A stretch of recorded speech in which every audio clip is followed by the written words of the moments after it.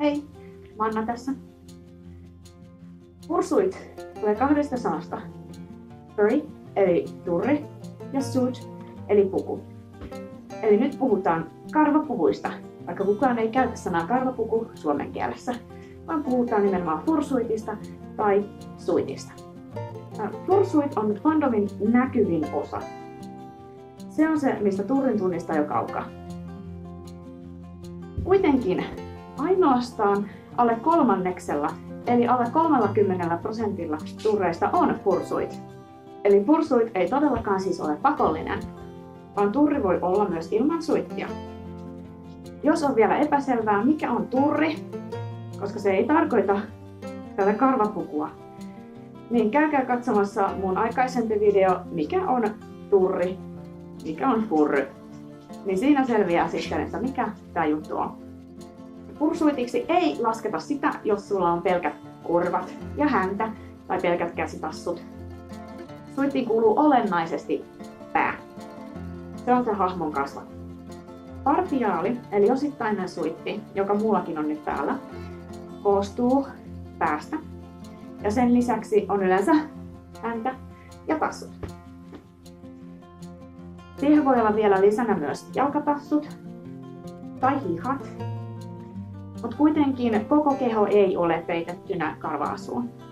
Siinä vaiheessa, jos on päästä varpaisiin täysin peitossa suitissa, niin silloin puhutaan full suitista, eli koko suitista, joka on aika yksiselitteinen, eli peittää sinut kokonaan. Esimerkiksi mun suitti Willow on koko suitti, mutta mä käytän sitä myös joskus partiaalina, eli mulla on silloin vain pää, käsitassut ja häntä. Fursuiteiksi ei lasketa maskottiasuja, jotka on yleensä siis jonkun yhtiön ja on jonkun yhtiön maskotteja, vaan fursuitit on nimenomaan omista hahmoista. Ne on jokaisen turrin omia pikkulapsia. Jos haluaa suitin, se voi tehdä itse. Esimerkiksi mä olen tehnyt mun omat suitit itse. Mä en tee niitä muille, koska mun mielestä mun työn jälkeen ei ole sitä luokkaa, että mä voisin tehdä niitä muille ja olla itse tyytyväinen siihen, minkälaisen mä olen tehnyt muille. Katsokaa ensin ohjeita. Internet on tällä hetkellä täynnä ihan todella hyviä tutoriaaleja. Monet tekijät, ammattilaiset tekijät on tehneet myös tutoriaaleja ja niitä löytyy YouTubesta, niitä löytyy, laitatte Googleen Fursuit tutorial. Sieltä löytyy ohjeet sekä kuvina, videona että tekstinä. Ja mikä parasta, nämä tutoriaalit kehittyy koko ajan, aina tulee uusia tekniikoita, uusia materiaaleja, mitä voi käyttää. Eli ennen kuin lähdette jonkun turrin kimppuun kyselemään, että hei, voit sä neuvoa mulle, miten tää tehdään, niin katsokaa netistä.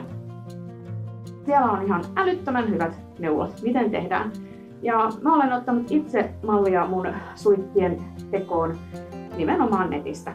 Mä en tiennyt yhtään mitään fursuittien teosta, kun mä lähdin tekemään ensimmäistä suittia, eli Willowta. Ja mä katsoin netistä ja ihan hyvä tuli. Itse tekemällä siis voi säästää, koska kuitenkin karvat maksaa hyvin paljon ja siinä menee aikaa. Suitin voi myös tilata joltain, joka on tehnyt enemmänkin suitteja ja joka siis myy niitä. Ja siihen tarvitaan kuva omasta hahmosta, hyvin selkeä kuva, jossa näkyy hahmo päästä varpaisiin eri puolilta. Ja sitten tarvitaan raha. Suitit voi maksaa muutamasta satasesta useimpiin tuhansiin. Riippuen tietysti tekijästä, miten hyvä tekijä on, miten laadukkaita materiaalit on, haluaako, että suitti on tällainen vähän piirrettymäinen niin kuin mulla, eli tooni, joka tulee sanasta cartooni, eli piirrettymäinen. Vai haluaako, että kyseessä on realistinen suitti, joka näyttää siis mahdollisimman paljon oikealta eläimeltä, jolloin materiaalitkin on aivan erilaisia ja taito, joka siihen vaaditaan, on ihan erilainen. Ensimmäiseksi suitiksi mä suosittelisin nimenomaan partiaalia. Se on helpompi huoltaa. Ja jos olet hyvin nuori ja kasvat vielä, niin se et kasva niin helposti ulos partiaalista. Kun sitten taas jos sulla on full suitti, joka tehdään aina siis mittojen mukaan, niin sulle tulee pieni kasvupyrähdys, niin suitti ei enää mahdu päälle. Ja siinä on sitten mennyt useampi raha hukkaan ja sit harmittaa. Jos mahdollista, niin kokeilkaa suittipäätä ennen kuin sellaisen hankitte. Koska kaikille suittaminen ei käy. Monia ahdistaa ajatus siitä, että täältä pään sisältä näkee aika huonosti. Koska se voi aiheuttaa ahdistusta. Jotkut on ahtaan paikan kammoisia ja täällä todellakin häviää kaikki aistit. Ei kuule kauhean hyvin ja siis niin kuin sanoin, niin näkö menee aika hyvin. Et jos on turrikamuja, joilla on suitteja, niin he aika usein kyllä antavat kokeilla suittia, kun sanoo, että saisinko nähdä. Esimerkiksi viime animuksessa mä kokeilin yhden kaverin suittipäätä. Se oli tilannut uuden hienon suitin ja mä sitten kokeilin sitä ja se oli ihan erilainen kuin mitä mun omat päät.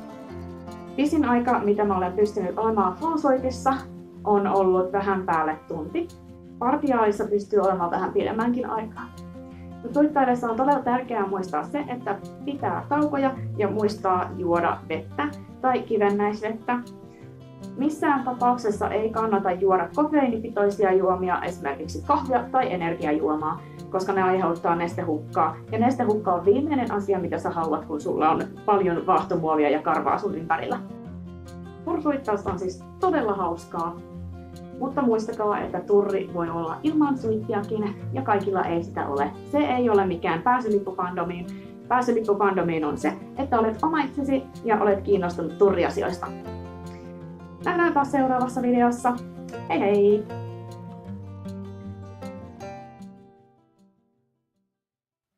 Ensimmäiseksi suitiksi mä suosittelisin